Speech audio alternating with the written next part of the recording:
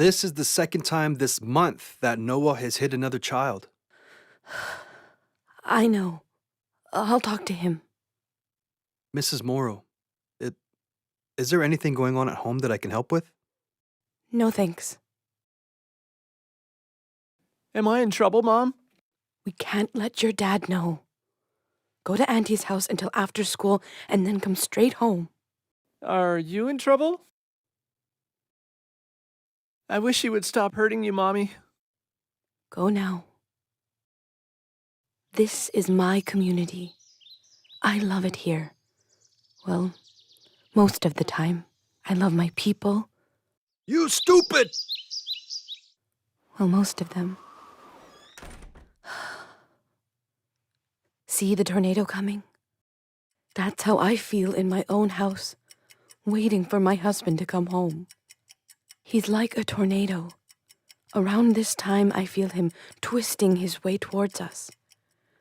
And I get knots in my stomach, just waiting for him to blow through. I have to batten down the hatches. I have to make sure we're safe. I didn't forget anything, did I? And I know I'm not the only one waiting for the storm to come. I know people can tell that he hits me because he leaves bruises on my face. But I've never told anyone about how he controls me with money.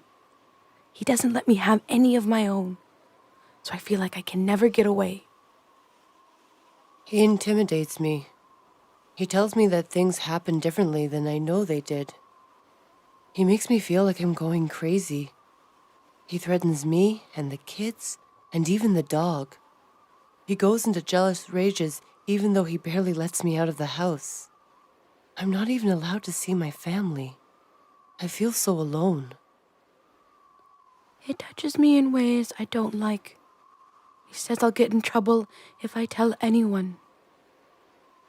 I rejected him, and now he stalks me, and I'm afraid all the time.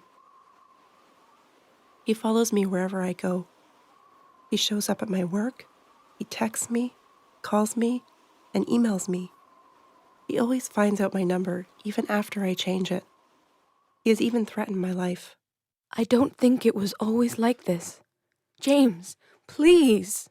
I know how it started in my own family. This cycle, this tornado. My grandpa was taken from his parents and community when he was still just a boy and put into residential school. He witnessed abuse and he suffered from it. He never healed.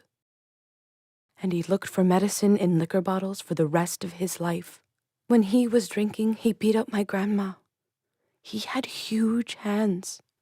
Grandpa always used to tell my grandma he's sorry. And it was the same for my mom with her husband. And now, it's the same for me. I'm sorry, baby. I'll never do it again.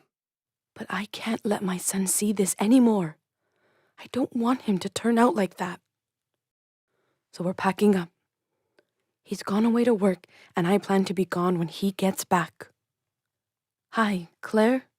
Can you come over? I need some help. Of course you guys can stay with me until you figure out what to do. Thanks. I'm really worried about money. And what about the kids' school? And the house? Oh, God. Am I doing the right thing? Of course you are. The best thing to do right now is call the police. The police? There are plenty of reasons to call them, Marnie. Anytime you're worried for you or your kids' safety is a good reason. Plus, James has a history of being abusive. But what's going to happen if I call them? Well, I called 911 when my ex was threatening and hitting me. The police came, and I gave a statement. Then he was arrested.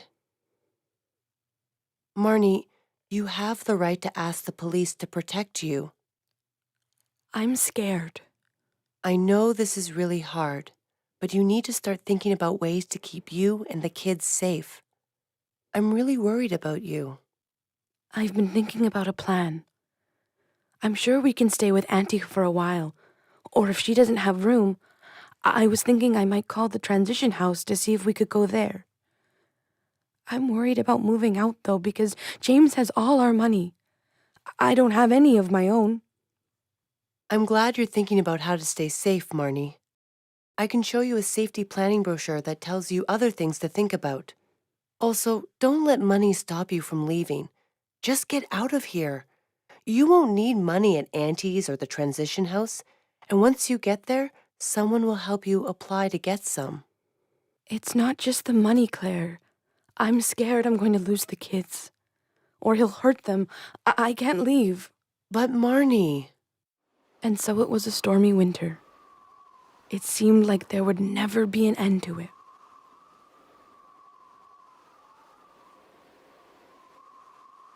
Until one day, my daughter, who looks just like me, came home looking even more like me, black eye and all.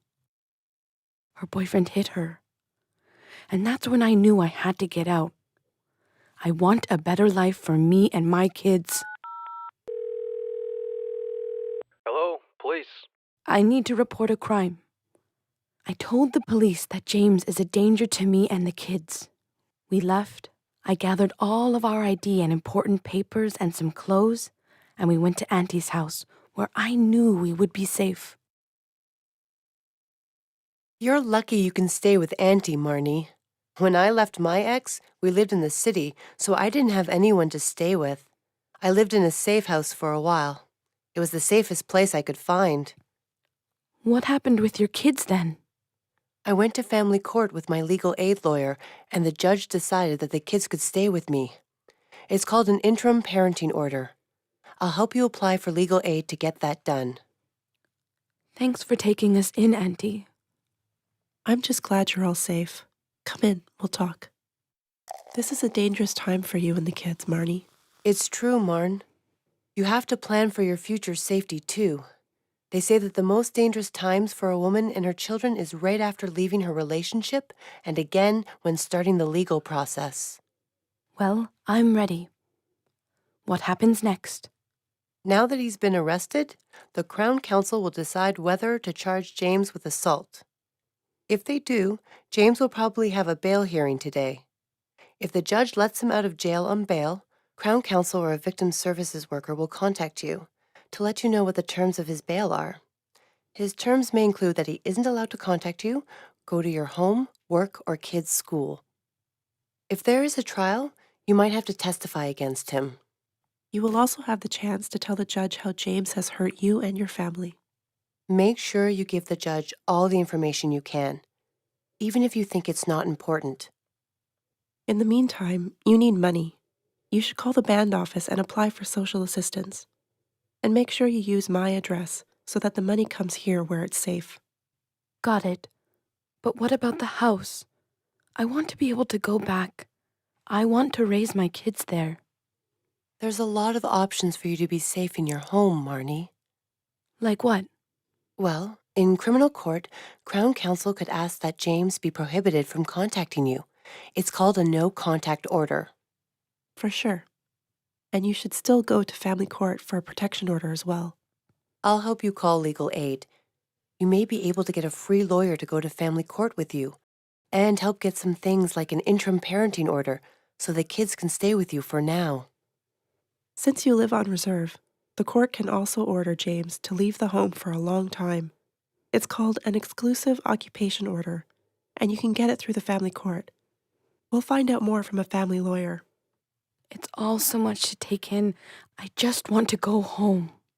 You're doing the right thing. Try not to worry. You can stay here with me until we know it's safe for you guys to go home. Yeah, and remember, you have every right to stay in your home. Did you know that even if you weren't a band member, the court might decide it's in the kids' best interests for you to stay there with them? I had a legal aid lawyer in family court to help me get a protection order. James had to go to criminal court because he was charged with assaulting me. Going to court for the criminal trial was scary, but not as scary as all the storms we had to bear. I contacted victim services. I talked to the worker who explained my choices and what could happen. James will go to court first because he has to plead guilty or not guilty. If he pleads not guilty, There will be a trial, and the judge will decide if there's enough evidence to find him guilty. If there's a trial, do I have to be there? You will probably have to go to the trial and explain what happened. James pleaded not guilty. I sat down with Crown Counsel to talk about court. I need to know what might happen to James after this is over. I understand why you were worried. If James is found guilty, he might have to go to jail. Or he might not go to jail, but the judge might order him to attend counseling. There could also be a no contact order. These are just some examples of what could happen. We went to trial. I had to speak in court about what happened to me.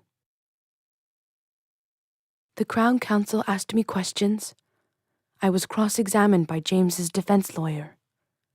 I was nervous, but I knew I was telling the truth, so I felt strong.